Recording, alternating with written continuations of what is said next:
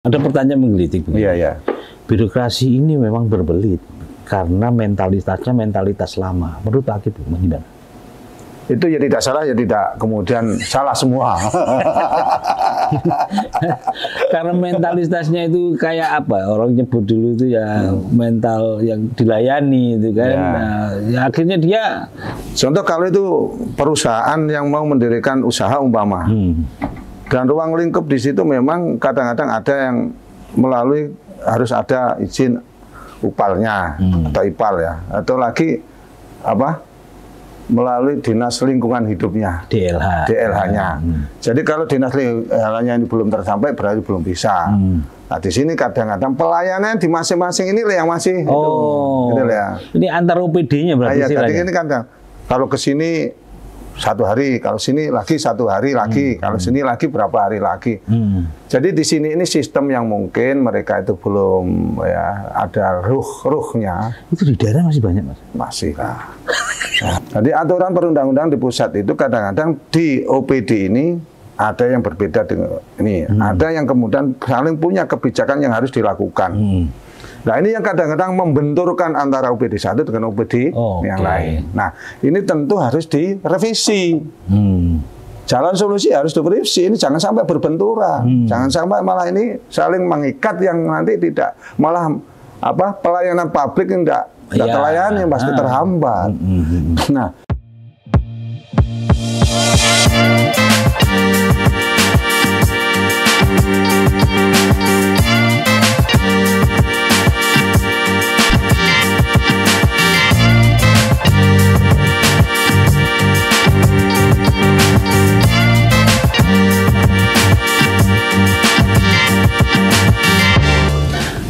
Urusan reformasi birokrasi sampai hari ini masih menjadi catatan penting.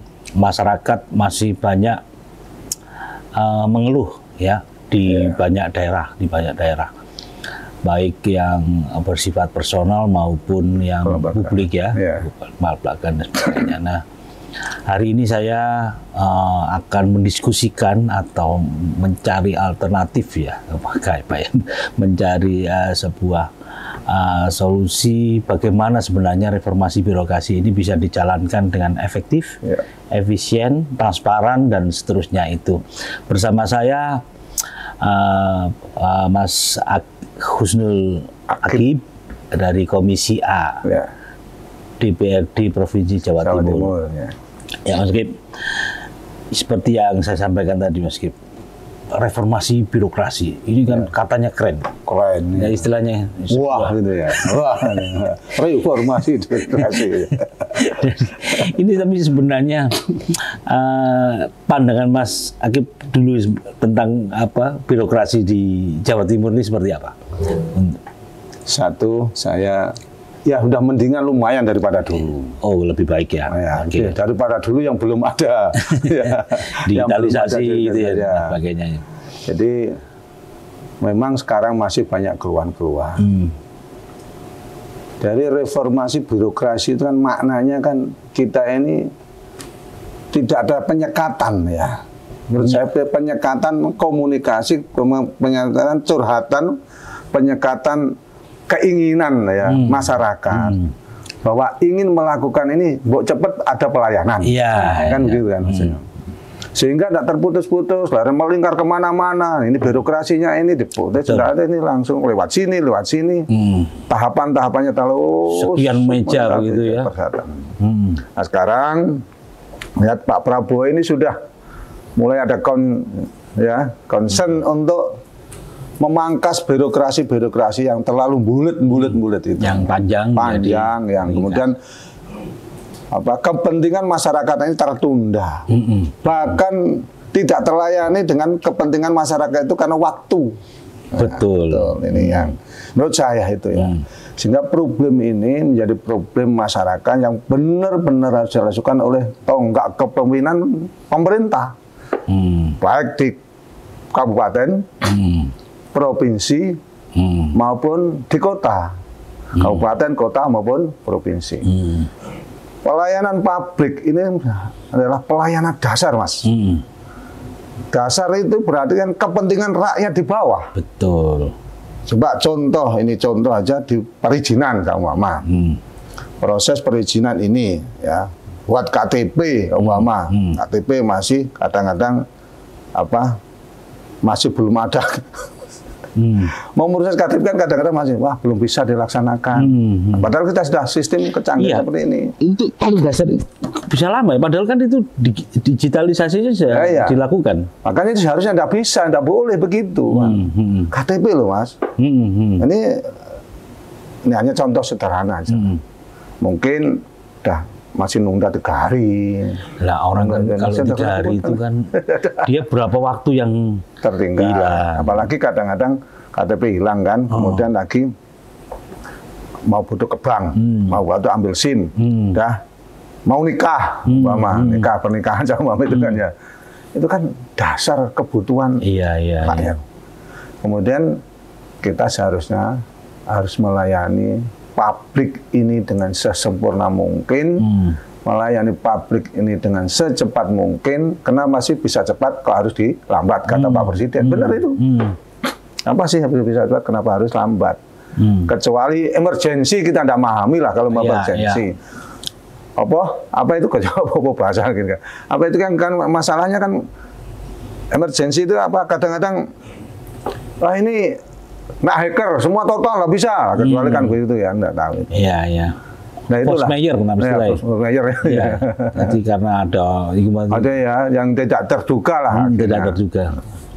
Jadi kita tetap seharusnya ini mulai dari tingkat dasar desa. Tingkat desa. Di desa, keluhan masyarakat itu kan harus dimulai dari desa toh Mas Yang. Komunikasi kebutuhan ini kan berawal persyaratan apapun di kabupaten, di kecamatan kan malu melalui proses desa dulu kan. Desa syaratnya ini minta rekomendasi kepala desa dan langsung ke kecamatan, langsung ke kabupaten. Nah, kan itu kecamatan kan tidak hanya bentuk KTP aja. Nah, pelayanan publik yang semisal ini karena harus tertatangani dengan baik dan sesempurna mungkin. Tidak hanya jargon saja, tapi butuh implementasinya yang lebih real, yang akuntabel, tapi sebenarnya ada pertanyaan menggelitik. Birokrasi ini memang berbelit karena mentalitasnya mentalitas lama. Menurut Pak Akib gimana? Itu ya tidak salah, ya tidak kemudian salah semua. Karena mentalitasnya itu kayak apa? Orang nyebut dulu itu ya mental yang dilayani itu kan. Ya akhirnya dia tidak bisa itu tadi melakukan tugasnya sebagai, padahal namanya birokrasi kan pelayan. Nanti ini berbanding terbalik. Gimana nih? Ya itu memang kadang-kadang karena bicara karakter. Karakter. Dan pimpinan di satu SKPD atau OPD itu punya power, punya sistem, punya kebijakan. Nah, kebijakan itu jika diimplementasikan kepada seluruh bawahannya, bahwa ini kita harus melayani seperti inilah. Koridor sudah ada, pakemnya kan sudah harus ada, ini sudah. Dari bentuk umpama SKPD ini A, yang membidangi tentang perizinan, kemudian OPD ini yang bagian masalah menangani bansos, bantuan sosial umpama. Ini sudah ada pakem. Nah, tinggal mereview lagi pada anggota bawahannya ini, implementasinya apa, bahwa ini sudah jalan-jalan kan enggak. Kalau memang itu tidak bisa lagi, karakternya mereka harus dirubah. Karakter yang kata Sampan tadi, mentalitas tadi. Jadi itu yang harus benar-benar dirubah. Wah, kita ini benar-benar, kalau ada filosofinya, wah aku ini membantu, Cak. Melayani ini membantu. Kalau membantu ini berarti karakter harus dirubah, mentalnya dirubah, bahwa membantu itu kalau ini membantu kan berarti ini ada pahalanya. Bekerja itu kan berarti bekerja bukan hanya bekerja karena finansial dia dapat gaji, tapi ketulusan, jam kerja saya ini saya lakukan jika ada lebih karena saya ini memperhatikan bahwa ini benar-benar butuh untuk dilayani. Publik harus dilayani, transparansi harus dilayani, sehingga apa? Tapi itu pun memang harus butuh perjuangan penuh, keikhlasan, itu memang. Nah ini pola-pola dasarnya, pola-pola karakter yang harus dirubah. Nah, tentu itu adalah ada di manajerial pimpinannya. Jadi sebenarnya protap itu sudah jelas. Ya, aturan sudah diatur. Tapi pada implementasinya ada ya orang-orang yang memang secara mental itu belum memahami bahwa itu tugas yang harus dilakukan dengan secepatnya, dengan aturannya aja, tanpa harus ya jangan karena cepat kemudian ada hal lain atau menunda kemudian takut salah. Dan di situ kan ada protap aturan-aturan yang harus diulangi dulu, bahwa ini harus masukkan online ini, bahkan kemudian ini masuk ke ini, ya. Nah, birokrasi inilah yang kemudian ditata. Kalau ini sudah tidak harus melalui itu, kenapa harus melalui? Kan harus begitu kan? Nah, ini leader, pemerintah, pemimpin pemerintah yang menjadi jadi manajerial yang pioneernya Anda sebut tadi. Ya. Ya karena memang khususnya Pak Mas Akib tadi nyinggung soal perizinan. Ya. Ini kan orang ada yang ngurus izin yang sampai bertahun-tahun. Tapi bagaimana usahanya bisa jalan kan, urusan perizinan sampai ya mungkin nggak bertahun-tahun lah, berbulan-bulan. Nanti bertahun-tahun dipikir. Kayaknya mengatur gitu ya. Tapi padahal katanya ada yang berbulan-bulan. Padahal kan dia harus melakukan aktivitas usaha yang harus memenuhi harus dilakukan lah. Nah, ini gimana Pak Akib? Artinya mejanya itu sampai 8, 9 gitu. Ini ya kadang-kadang gini loh Mas ya. Contoh kalau itu perusahaan yang mau mendirikan usaha umpama, dan ruang lingkup di situ memang kadang-kadang ada yang melalui harus ada izin upalnya atau ipal ya, atau lagi melalui dinas lingkungan hidupnya, DLH-nya. Jadi kalau dinas DLH-nya ini belum tersampai berarti belum bisa. Nah di sini kadang-kadang pelayanan di masing-masing ini yang masih gitu ya. Ini antar OPD-nya berarti. Tadi ini kan kalau ke sini 1 hari, kalau sini lagi 1 hari lagi, kalau sini lagi berapa hari lagi.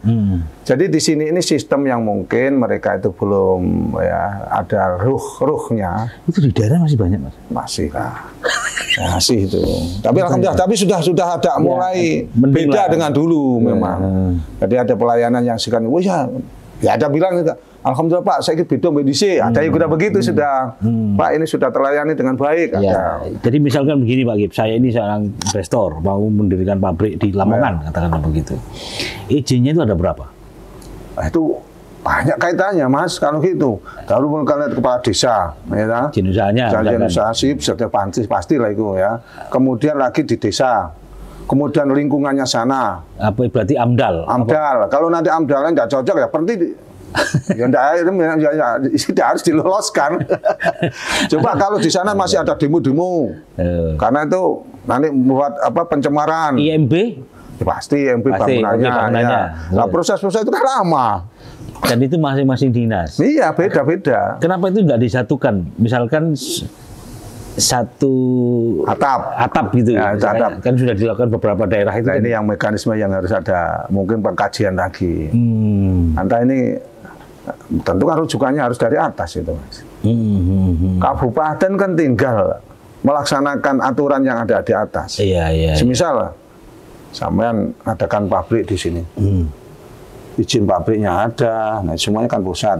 Karena ada wilayah pusat dan wilayah kabupaten dan wilayah provinsi. Nah itu kan, nah itu nanti akan dilihat semua. Ya memang prosesnya harus melakukan itu. Jadi mungkin ada yang tahapan izin bisa 1 hari bisa jadi, karena memang prosesnya tidak melalui beberapa hal yang nanti mengakibatkan kefatalan masyarakat. Contoh nanti kalau ya LH-nya tadi tidak izinan karena masyarakat menolak bahwa ini nanti pabrik di sini, kemudian ada kecolak, pencemaran air dan sebagainya. Tentu itu harus ada kajiannya. Nah ini masyarakat harus paham, jangan kemudian, ini seharusnya izin 1 hari selesai, ya tak bisa begitu. Jadi masyarakat juga harus dipahamkan. Contoh sekarang, ini galian, bahwa izin galian C. Galian C ini benar Kak? Nanti di situ malah menghabiskan sumber. Itu loh, jadi jadi benar-benar situ ini boleh, ini enggak. Protap tadi ini boleh, seharusnya ini boleh, ini enggak.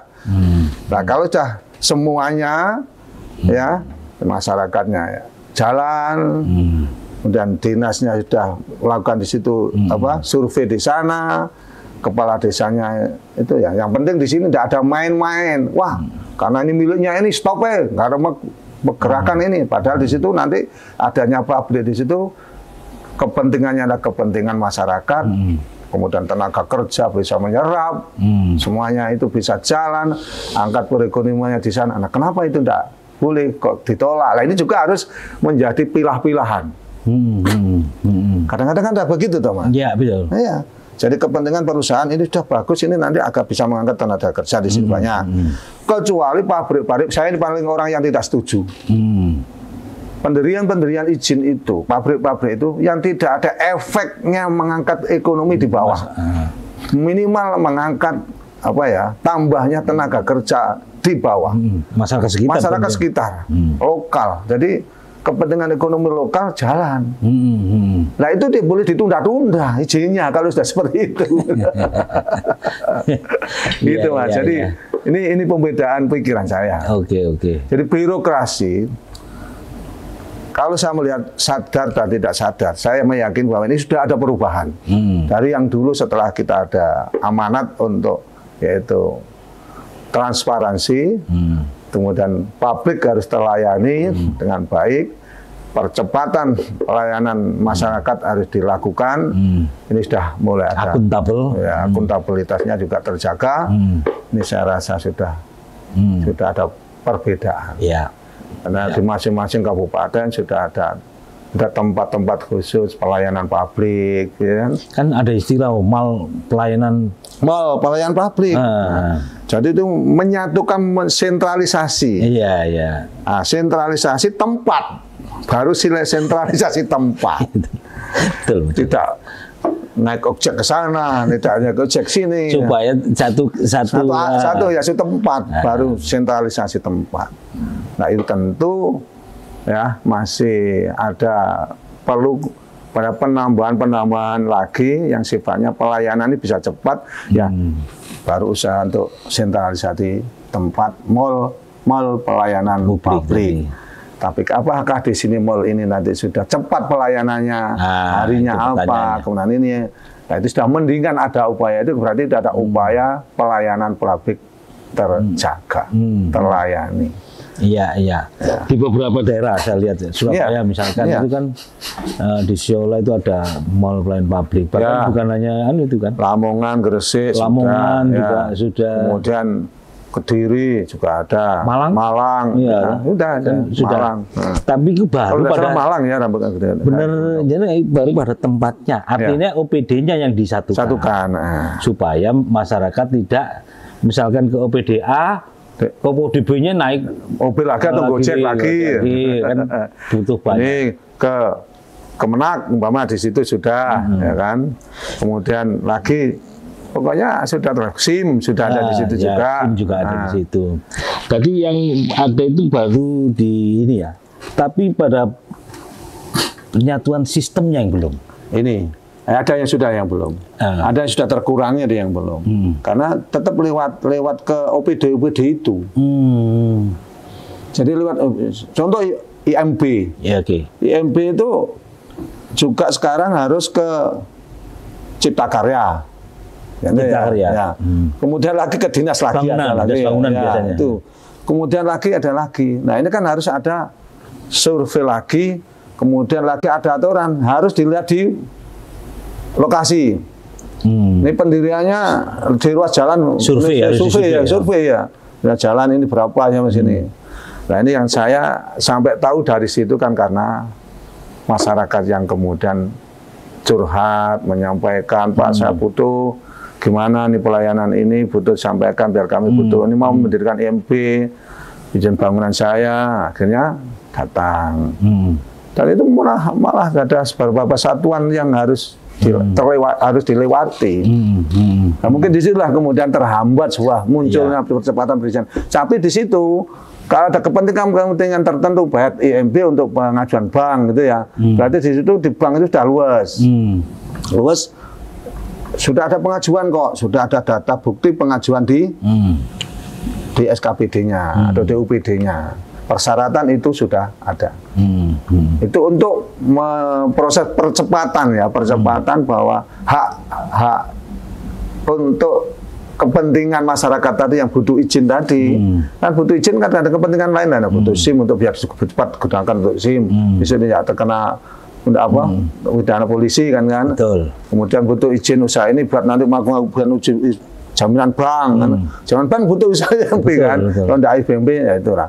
Itu ada proses-proses yang diringankan oleh pihak tertentu yang di situ. Ada juga yang saklek. Wah, kalau tidak ada ini tidak ada lah. Itu yang perlu ada progres lah itu. Tapi belum merata juga kan, dan masih di daerah itu masih banyak yang masih tertatih-tatih ya. Karena memang infrastrukturnya juga harus dipenuhi dan sebagainya. Tapi minimal di kota-kota besar di Jawa Timur ini sudah banyak yang sudah ada perubahan untuk pelayanan, kecepatan, untuk dari dulunya bulan-bulan kemudian jadi minggu-minggu gitu kan. Tapi saya sepakat dengan tadi bahwa memang di masing-masing UPD itu harus saling mengawasi. Betul ya. Iya, saling mengawasi, saling membantu kinerja. Jadi ini kan leader, Pak. Kembali ke leader tadi lah. Leader tadi, kalau leadernya ini, kamu harus benar-benar perhatian serius kepada pimpinan saya harus tegak lurus ini. Kenapa? Karena ini hak dasar kebutuhan rakyat. Percepatan kehidupan rakyat. Leader, Bang. Pimpinan daerahnya, Bang. Yang harus beri ketegasan pada teman-teman UPD dan UPD-nya ya.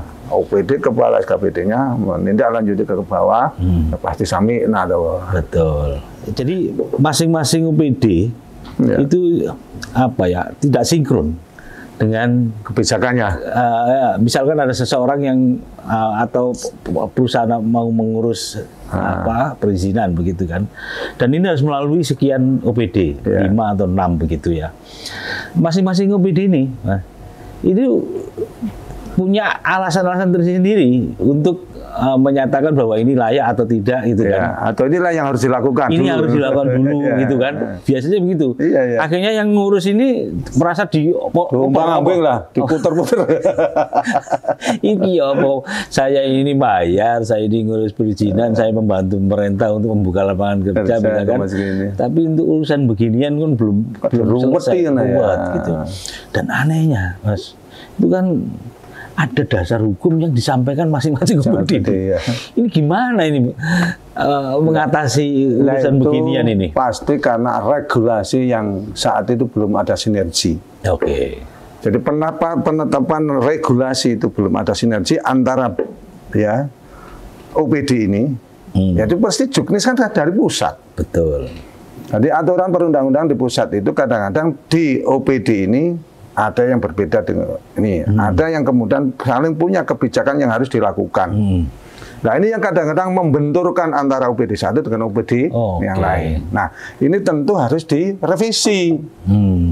Jalan solusi harus direvisi. Ini jangan sampai berbenturan, jangan sampai malah ini saling mengikat yang nanti tidak malah pelayanan publik tidak terlayani, pasti terhambat. Nah, Mas, pelayanan publik ini tidak hanya menurut saya itu tidak hanya pada posisi hanya perizinan saja. Banyak pelayanan publik yang mendasar-mendasar untuk kepentingan rakyat yang harus cepatnya dilayani.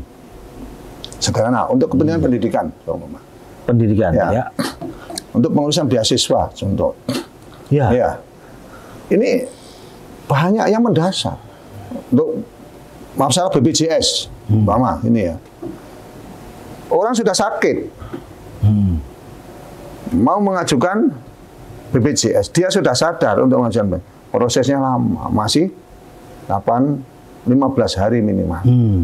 Contoh, nah inilah yang perlu untuk sementara ini nggak bisa ditunda. Nggak bisa ditunda, dia nggak punya bayar. Rumah sakit nggak mau menerima. Mau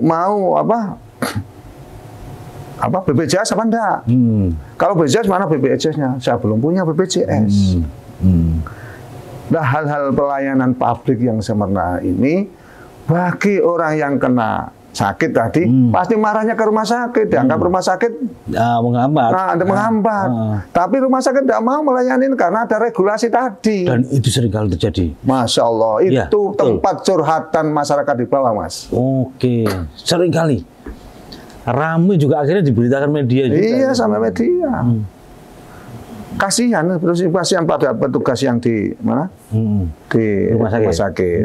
Kayak saya kemarin dengar sih, Pak, saya ini gimana, Pak? Tetangga saya itu sampai marah-marah sama saya, gitu kan? Saya dianggap saya ini tidak membantu. Padahal ini ada regulasi yang di sini saya ini terhambat, nggak boleh. Kalau saya melakukan ini menjadi kesalahan fatal bagi BP saya, balik pengobatan kami ini. Nah, inilah yang harus ada regulasi-regulasi yang harus tertata benar di sini. Ini merupakan menghambat pelayanan publik. Betul.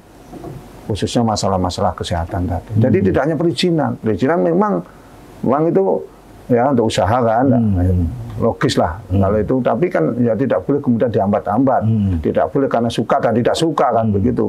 Nah, kita melayani publik ini tidak boleh begitu. Baik itu tingkat desa maupun kecamatan maupun kabupaten. Nah, ini yang orang melahirkan katanya bayinya disita rumah sakit. Loh, ya gitu kan itu. Anunya, padahal urusannya pada itu tadi ya, BPJS tadi. BPJS. Dan dia tidak bisa bayar. Ya. Ngurus BPJS kemarin nunggu 15 hari lagi. Ya kelihatannya. Tapi kan tidak manusiawi sampai rumah sakit kemudian menyita bayinya. Kok tidak disita ibunya sama bapaknya? Kan bahasanya seperti itu. Ini ada bayi yang disita karena tidak bisa membayar. Tidak bisa membayar, dan itu secara emosional kan orang ini apa-apaan ini kan gitu kan. Padahal ya macam-macam kasusnya yang jadikan tadi birokrasinya yang masih ini kurang bagus, sempurna lah. Terus dan ini masyarakat butuh untuk menyelesaikan itu. Di level pendidikan juga sama, Mas. Mas. Jadi ini berarti curhatnya banyak kalau sampai nyebut. Jadi masih ada kendala-kendala tentang pelayanan publik pasti. Dimanapun itu OPD atau SKPD. Karena birokrasi itu kadang-kadang kan ada pijakan sistem yang harus dilakukan. Betul. Nah, pijakan sistem dan regulasi itu yang dilakukan, tapi kadang-kadang itu juga tidak sesuai dengan keinginan gairah dia bekerja tadi. Yang mentalitas tadi lah yang saya baca. Kemudian kenapa sih bisa dipercepat, harus dilambat. Tapi ya saya yakin kok tidak ada mental yang seperti itu, kecuali. Atau karena capek, sudah lembur, dan sebagainya. Jadi itu. Pendidikan ini kalau urusan birokrasi seperti apa? Beasiswa atau sekolah? Ya sekolah kan, pendidikan kan banyak kan. Ada tingkat dasar. Kalau tingkat dasar SMP berarti kabupaten. Ya. Kemudian tingkat SLTA itu kan provinsi. Nah, di sini nih masalahnya kadang masalah kebutuhan untuk rekomendasi. Persyaratan untuk beasiswa. Itu banyak. Itu kan orang tua itu butuh gini, mau ke luar negeri, mau ada masuk ke luar negeri, ya. Ini mau masuk ke PT UN dengan persyaratan ini. Nah, ini kadang-kadang teman-teman ini masih murid siswa-siswa mengeluh pada kita. Benar sekali. Itu banyak sekali keluhan itu juga. Ada banyak yang masuk ya.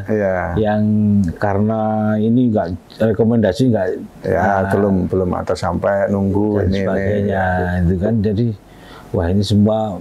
Jadi kalau infrastruktur tadi sudah masalah itu masih lah. Kalau pelayanan publik kesehatan pelayanan publik itu kalau dibedah, Mas, tidak mari itu 2 hari tidak dapat pelayanan publik. Karena itu hak kebutuhan dasar. Dan tentu ada yang kalau kita melayani masyarakat secara sempurna ya tidak mungkin lah itu bisa kalau sempurna. Tapi mendingan kita ada kontak yang kemudian itu harus dilayani dengan cepat. Ini baru cepat ya harus dipercepat gitu loh ya. tanpa harus, selama regulasi itu tidak salah. Maksud saya regulasi tidak menyalahi, kalau dipaksakan ya malah kena kan gitu. Contohnya di sini tidak boleh didirikan pabrik. Karena amdalnya gini, atau RT RW-nya menyalahi. Ya kita tidak boleh paksa itu. Ya pasti nanti ada kebijakan yang tidak sesuai dengan apa yang diminta oleh perusahaan. Kalau perusahaan sudah pinter, Mas, ini yang boleh, ini yang tidak, ini yang boleh, yang tidak. Saya rasa kok kepala daerah itu prinsipnya kok malah senang kalau ada investasi investor yang masuk. Itu. Tapi ngomong lagi soal birokrasi, hari ini kan birokrasi sudah dilengkapi instrumen namanya digitalisasi. Iya, digitalisasi. Supaya cepat, supaya lebih ringkas dan sebagainya. Mas Hakim melihatnya seperti apa ini? Makanya tadi saya bilang, nah ini sekarang sudah mendingan, bagus daripada dulu. Dari percepatan pelayanan publik ini sudah ada perubahan besar menurut saya. Tapi ya masih ada kendala-kendala, ya pasti itu. Saya meyakini itu pasti itu kendala-kendala teknis, tidak kendala-kendala karakter yang tidak mau melayani. Artinya masih ada walaupun jumlahnya tidak sebesar sebelumnya. Iya, gitu. Jadi, ya ada, pasti ada itu. Ya. Ini kan urusan jadi pejabat itu kan beda. Iya. Sudah lumayan. Saya akui sudah lumayan lah daripada yang dulu. Cuma ada hal-hal tertentu yang masih terkendala. Nah, terkendala ini apa yang menjadi kendalanya? Ya ini seharusnya kepala SKPD, kepala UPD harus berikan menyampaikan kendalamu ini lah. Bahwa kamu tertunda ini karena ini, kamu tidak bisa melengkapi ini, tidak karena birokrasi yang ruwet. Nah, ini harus menjelaskan. Menurut saya begitu. Jadi masih digitalisasi ini membantu. Sangat membantu digitalisasi karena sentralisasi untuk proses perizinan. Termasuk tadi, yaitu mall pelayanan publik yang seharusnya harus sana keluar kocek lagi, tapi sudah satu. Bahkan sekarang saya kemarin juga ada yang ngurus IMB cukup di rumah, karena lewat online. Tinggal nanti tunggu prosesnya diisi terus proses. Nah, itu juga menurut saya ada pengembangan bagus kan, inovasi baru. Nah makanya tadi kalau saya mengatakan ya sudah mendingan rumah. Jadi tidak semua tidak baik, tapi tidak mendingan baik. Kan tapi masih ada proses-proses yang harus diperbarui dan dipercepat lagi. Kenapa sih bisa dipercepat? Kalau harus dilambat. Kan gitu aja. Jargonnya apa? Yang disampaikan Pak Prabowo. Ya itu di era sebelumnya juga begitu kan. Masalah pelayanan publik ini menjadi sorotan. Pembicaraan betul ya. Apalagi menyangkut ini ya investasi asing ya. Investasi asing. Itu kan juga jadi karakter ini orang Indonesia. Kita ini gimana? Mau mendatangkan investor, kalau di sini mah lambat. Tapi lambat, terus diminta macam-macam dan sebagainya itu kan. Ya ini hanya sekedar laporan yang kita tangkap dan kita baca di media. Tapi kalau saya itu biasanya karena fakta benar, fakta orang yang menyampaikan pada saya, minta tolong kepada kita, curhatan kepada kita. Jadi tidak karena kami membaca di berita. Jadi ada yang iya, kami turun, sering kan turun ke tuh. Kemudian pada guru-guru, Pak ini gini, Pak P3K kok begini. Nah, kan begitu-begitu kan, Pak kami curhat ke sini, saya dihadapkan sini, di sana, ini sana lagi. Nah itulah Mas, itu kan dasar orang yang kemudian harus terlayani. Makanya Pak Hakim bisa menjelaskan itu ya, urusan detailnya. Makanya saya berharap siapapun pada orang-orang yang kemudian perlu dibantu, selama tidak menyalahi regulasi dan undang-undang yang berimplikasi untuk menjadi jeratan hukum, jadi bantu, apalagi tugasnya. Kan gitu Mas ya. Kita berharap begitu karena banyak masyarakat yang curhat-curhat yang seperti tadi. Mungkin terakhir, Anda menyinggung manajerial leadership. Apa pandangan Anda terhadap mereka yang sekarang menjadi yang harus dilakukan malah leadership ini untuk memperbaiki layanan publik ini? Satu, ketegasan seorang pemimpin. Pemimpin kan sudah ada pagu, seorang kepala daerah. penyampaian dalam setiap kali dia untuk membriefing, maka harus ada arahan-arahan. Bahwa pelayanan publik harus dilaksanakan dengan sebaik mungkin. Satu. Dan ini sudah tidak lagi membedakan antara yang mendukung dan tidak mendukung. Bahaya kan begitu kadang-kadang ya. Iya. Kalau itu diterapkan yang mendukung dan tidak mendukung, waduh. Blok ya, blok ini nanti tidak harmonis, tidak. Iya. Jadi dia harus yang menjadi pemimpin yang benar. Benar negarawan. Mengayomi benar, dan mana titik-titik tugas itu ada penekanan khusus. Bagi yang tidak bisa melaksanakan, ya silakan.